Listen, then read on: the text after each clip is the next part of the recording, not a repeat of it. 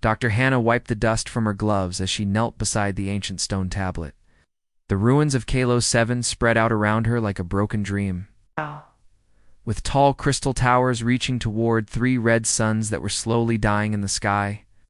She had been digging up old things for the Galactic Council for 10 years, but she had never found anything like this before. "This cannot be real," she said quietly, her breath making fog on the inside of her helmet. The strange symbols carved into the stone were old, very old, but she could read them clearly. They told stories about a world called Earth and creatures called humans who had traveled between the stars. Long before anyone else had even learned to make fire, her helper, a young blue alien named Tay, walked over carefully. His skin was bright blue and he had long tentacles instead of arms. "Doctor, the council people want to know what you found. They're waiting for your report." Hannah kept staring at the tablet. She knew that according to every computer, every book, every record that went back 50,000 years, there had never been a planet called Earth. No creatures called humans had ever lived. But here, buried deep under dirt that was older than anything they knew about, was proof that could not be argued with. "Tay, scan this area again. Check it against all the main records." The alien's tentacles moved nervously. "I already did, Doctor. 7 times. The records show nothing that matches. The Council's science department says the information must be broken or wrong." Hannah picked up the tablet very carefully, even though her hands were shaking a little. What this meant was huge. If these old records were true, then everything they thought they knew about the history of the galaxy was a lie. Dr. Tay sounded worried. "What should I tell the council people?" She looked up at the broken alien buildings that stretched toward the dark sky, then back at the tablet that seemed to burn with impossible truth in her hands. "Tell them," she said slowly, "that we need to keep digging."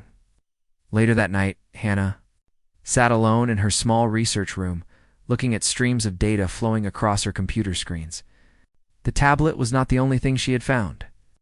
Deep under the ground on 17 different worlds, she had discovered similar writings, always the same pattern: humans, Earth, and descriptions of creatures that could change and survive in ways that seemed impossible. The more she read, the more frightened she became.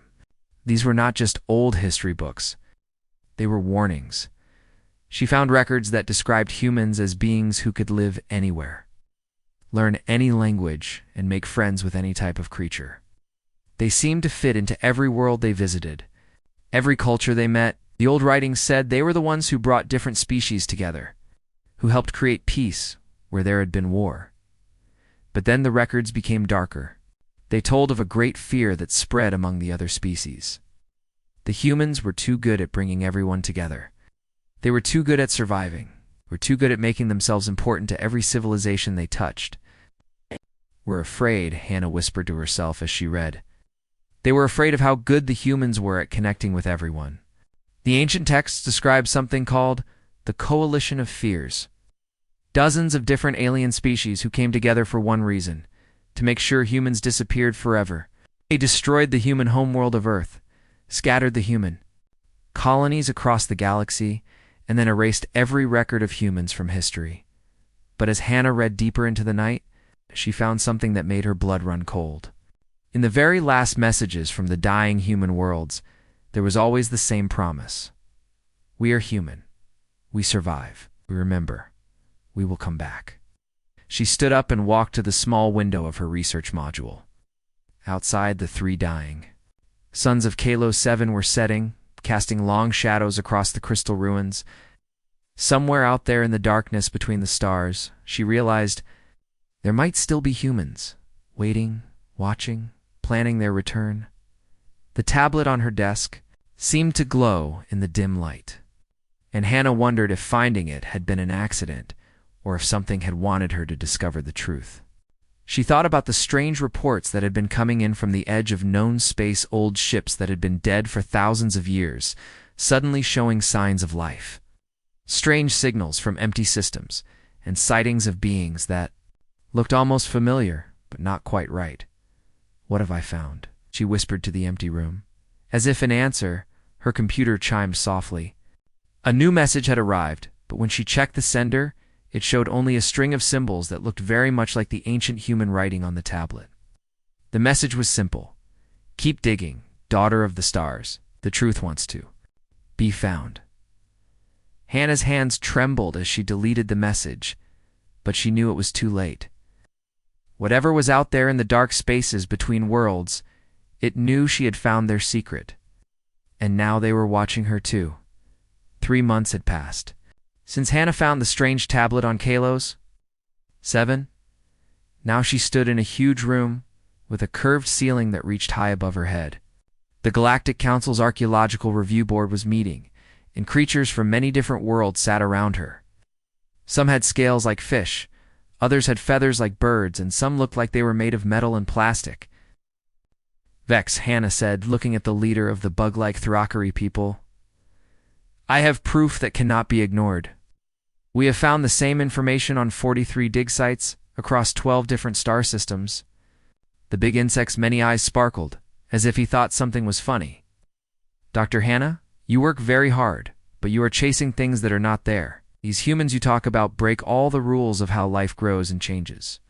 Admiral Kwan sat nearby, and he looked almost human himself, though Hannah knew he came from the outer colonies.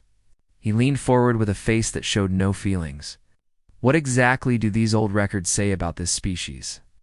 Hannah pressed a button, and pictures made of light appeared in the air above them. She had put together words from many dead languages to show what the ancient writings said. They say humans could change to fit any situation, not just their bodies, but their minds and the way they acted with others. They could learn to live with any group of people, speak any language, and survive anywhere. The records say they helped create the early galactic community. That is crazy, buzzed Counselor Vex. No single type of creature could do all those things. That is what I thought too, Hannah said, until I found the pattern in the death records. The big room became very quiet as her light pictures changed, to show when 17 ancient civilizations had died out. Every one of these groups of people died within 1,000 years of each other, about 30,000 years ago. And every time, their last messages said the same thing. The Earth spawn will remember. Admiral Kwan's hand squeezed the arms of his chair so hard his knuckles turned white. Have you told anyone about this research outside this room? My research team, Hannah answered, confused by how worried he sounded. Good, the Admiral smiled, but it was not a nice smile. I think you should keep it that way. Some things that are found should stay buried. That night, when Hannah went back to her room, she discovered that all her research files had been destroyed. By computer viruses, her assistant Tay was gone too. The official report said he had asked to be moved to work in the Far Edge territories, but Hannah knew this was not true. Tay had been very excited about what they were finding. He believed they were about to change how everyone understood galactic history. She turned on her secret communication channel and sent a coded message to her old teacher, Professor Sung, who worked in the deep record vaults on Centauri Prime. If anyone could help her understand what was happening, it would be him. His answer came back in just a few hours. Stop digging. Some memories should stay buried. Trust no one. Hannah stared at the message until it disappeared by itself, then made a choice that would change everything. She was going to find the truth about Earth and its missing children, even if it killed her. But now she knew she was not alone in this search. Someone was watching her, someone who did not want the truth to come out. The way Admiral Kwan had acted, the missing files, the disappearance of Tay, it all pointed to something much bigger and more dangerous than she had first thought. She began to think about the old records again. 17 civilizations, all dead within 1,000 years. All with the same final message about Earth spawn remembering. What if they had not died naturally? What if something had killed them because they knew too much about humans? That night, Hannah could not sleep. She kept thinking about the Admiral's strange reaction and his warning to keep quiet. Why would someone who worked for the Council care so much about ancient history, unless it was not really ancient at all? She got up and walked to her small window. Outside, the lights of the space station twinkled like stars, but now they seemed cold and unfriendly. Somewhere out there, she realized, there were people who would do anything to keep the truth about humans buried. They'd been doing it for 30,000 years, and they were still doing it now, but Hannah was not going to give up. The tablet on Kalos 7 had been meant for her to find. She was sure of it now. Someone or something wanted the truth to come out, and they had chosen her to be the one to reveal it. She made herself a promise, no matter how dangerous it became, no matter who tried to stop her. She would find out what really happened to Earth and its people. The galaxy deserved to know the truth, even if that truth was more terrifying than anyone could imagine. In the darkness outside her window, a ship that should have been empty for thousands of years quietly changed course and began moving toward the station. The old computer's voice filled the huge room like the sound of a star dying far away. Dr. Hannah stood in front of a giant crystal that sparkled with many colors, her hands shaking as she held the special key she had stolen from the Council's most secret storage rooms.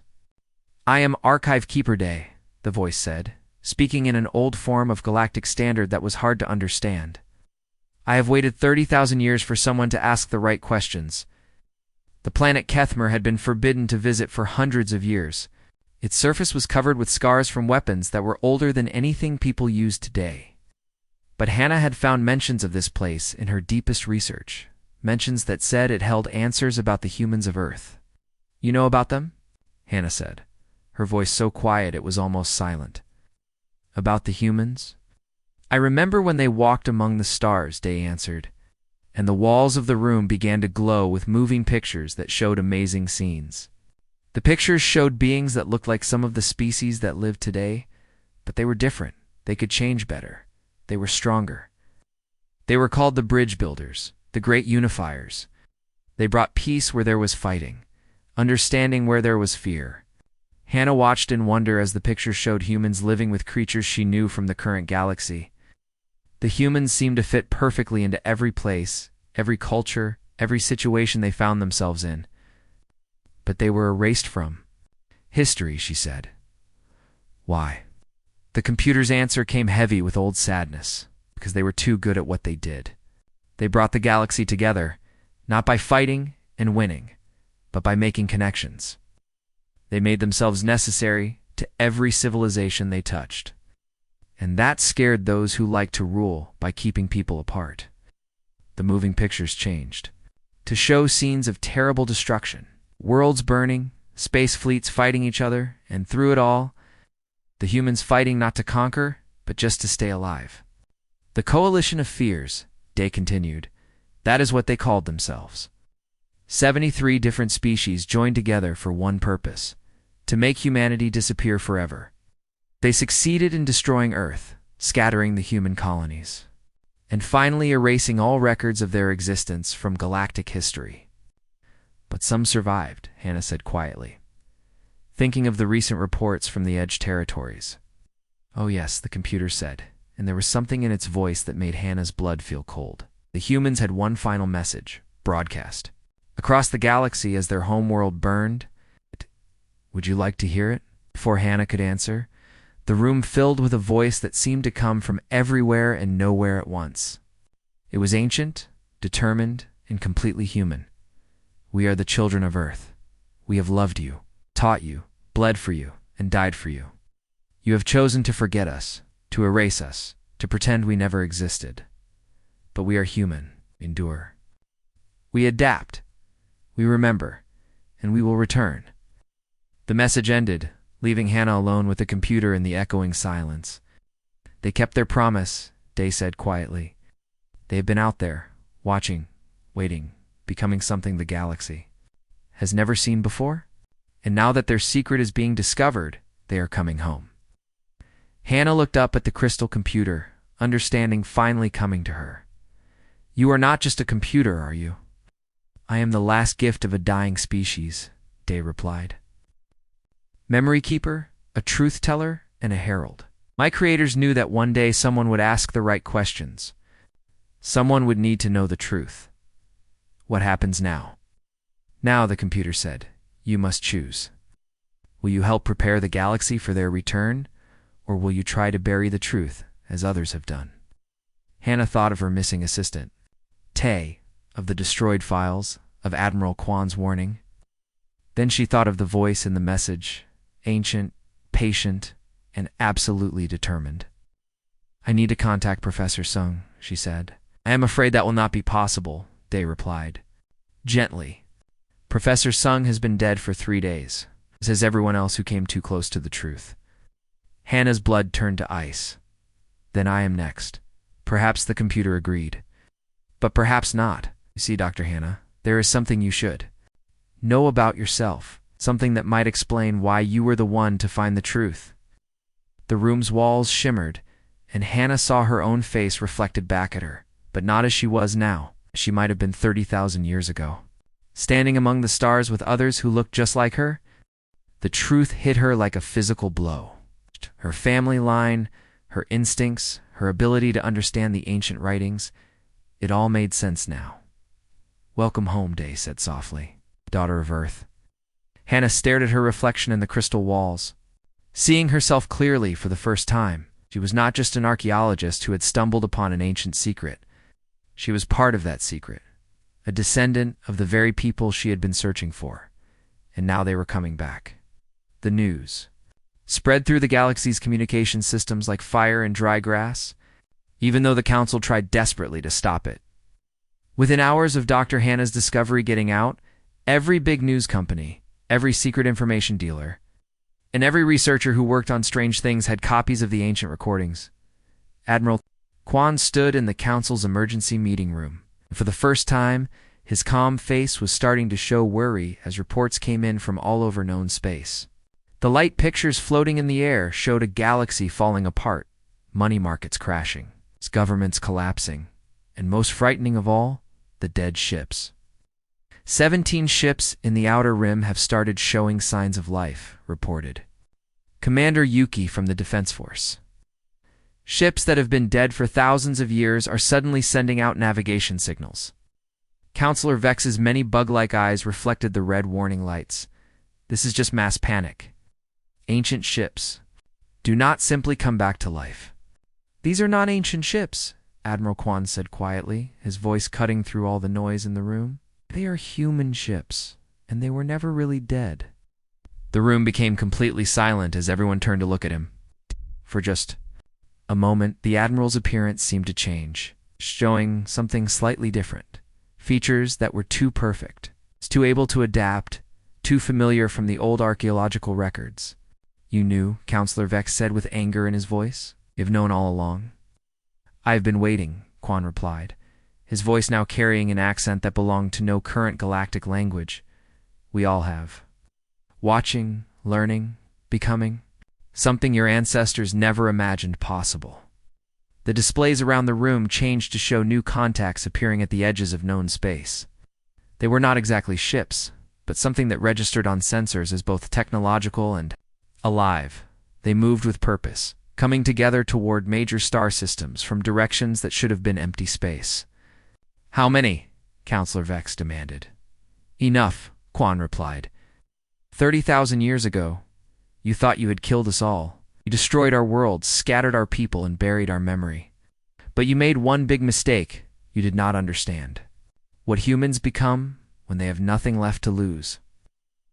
On the outer colony of New Jeju, Dr. Hannah stood with the computer Day in the ruins of what had once been humanity's greatest research station.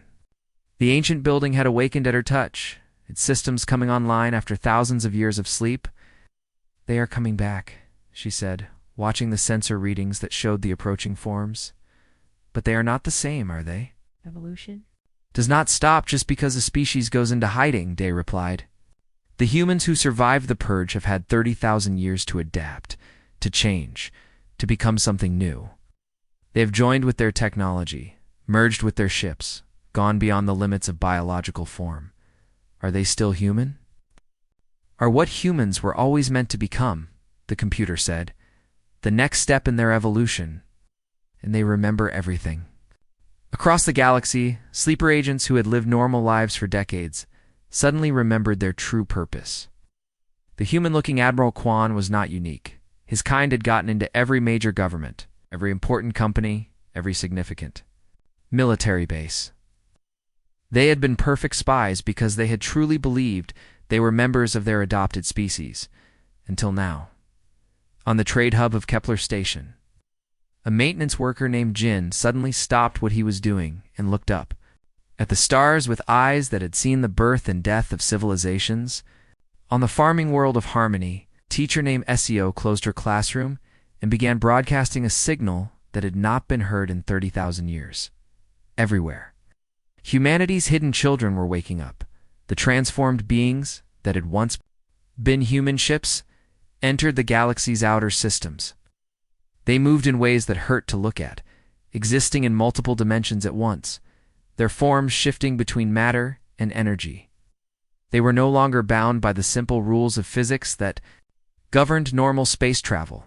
People across the galaxy began to have strange dreams.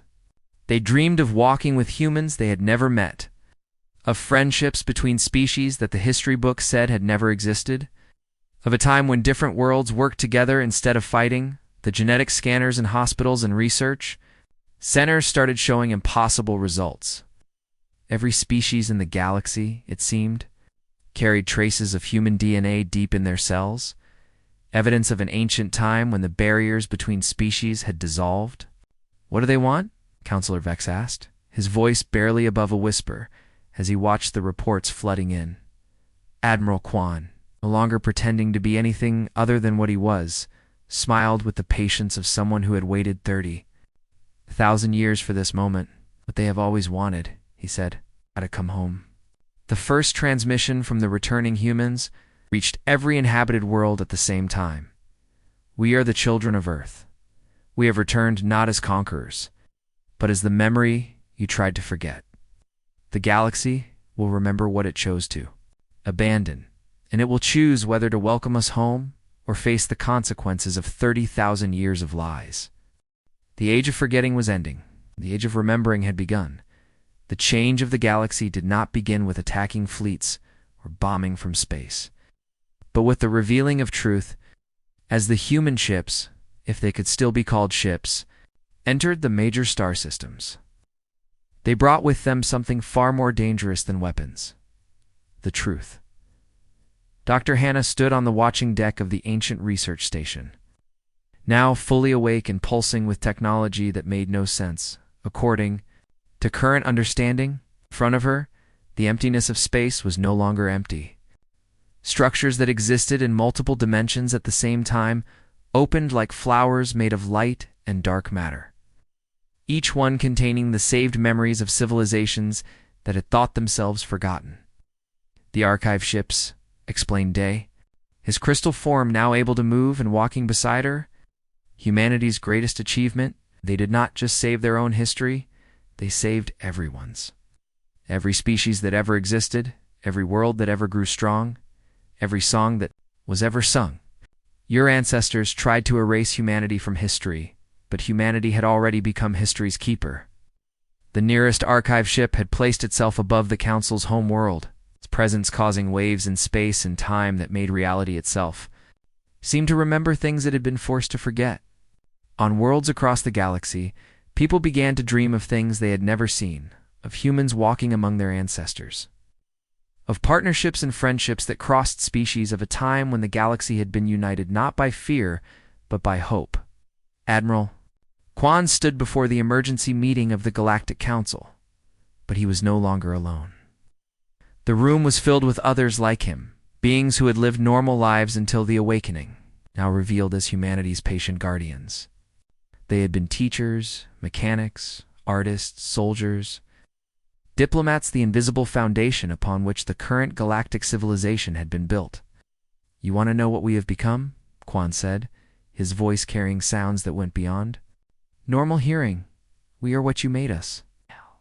30,000 years ago, you scattered us to the winds, forced us to adapt or die. So we became adaptation itself. We learned to be whatever the galaxy needed us to be." Counselor Vex's compound eyes reflected the impossible shapes of the archive ships visible through the room's clear dome. "What do you want from us?" "We want you to remember," replied a voice that came from everywhere and nowhere, the collective mind of humanity's evolved children. "We want you to understand what you have lost. We want you to see what we could build together." The light pictures around the room changed, showing visions of possible futures. In one, the galaxy burned as old hatreds and divisions tore it apart. In another, Species that had been enemies for thousands of years worked together to explore beyond the galactic rim, guided by humanity's ancient gift for unity. "But we will not force you," the voice continued. "That was never our way. We offer you a choice, as we always have. Remember the truth and join us in building something greater than what came before. Or continue to live in the shadows of lies and watch your civilization fall apart under the weight of its own deceptions." Dr. Hannah felt the station's sensors, reading her body signs, recognizing her as something more than she had ever known herself to be. The genetic markers hidden in her DNA began to wake up, revealing the truth that had been buried in her family line for 30,000 years. "I am one of them," she whispered, understanding flooding through her. "I am human." "You are all human," the computer day replied gently. "Every species in the galaxy carries the genetic legacy of humanity's gift. The bridge builders, the great unifiers, they did not just live alongside other species, they became part of them. Humanity's greatest achievement was not technology or exploration, it was love. The revelation spread through the galactic networks like a wave of remembrance.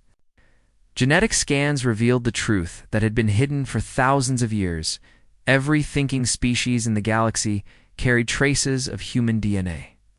Evidence of an ancient time when the barriers between species had dissolved in the face of genuine connection. On 1,000 worlds, people looked at their neighbors with new eyes, seeing not aliens but distant relatives. Children of the same ancient dream of unity. The Council's emergency meeting descended into chaos as the implications became clear. They were not just facing the return of humanity, they were facing the revelation that they had always been human, in the deepest sense of the word. "Choose the voice of evolved humanity," said one final time. "Remember what you were meant to be, or remain what fear has made you." Dr. Hannah looked out at the archive ships transforming the darkness of space into a canvas of living memory, and made her choice. She opened her mind to the genetic heritage awakening in her cells, and felt the galaxy's true history flowing through her consciousness. 30,000 years of lies crumbled like ancient stone, and the galaxy remembered what it had forgotten. They had never been alone. They had never been separate. It had always been human in all the ways that truly mattered. The age of division was ending. The age of remembrance had begun. And in the depths of space, the children of Earth smiled with the faces of 1,000 species. As the galaxy finally came home, the stars themselves seemed to sing with joy as the truth spread from world to world. The long exile was finally over.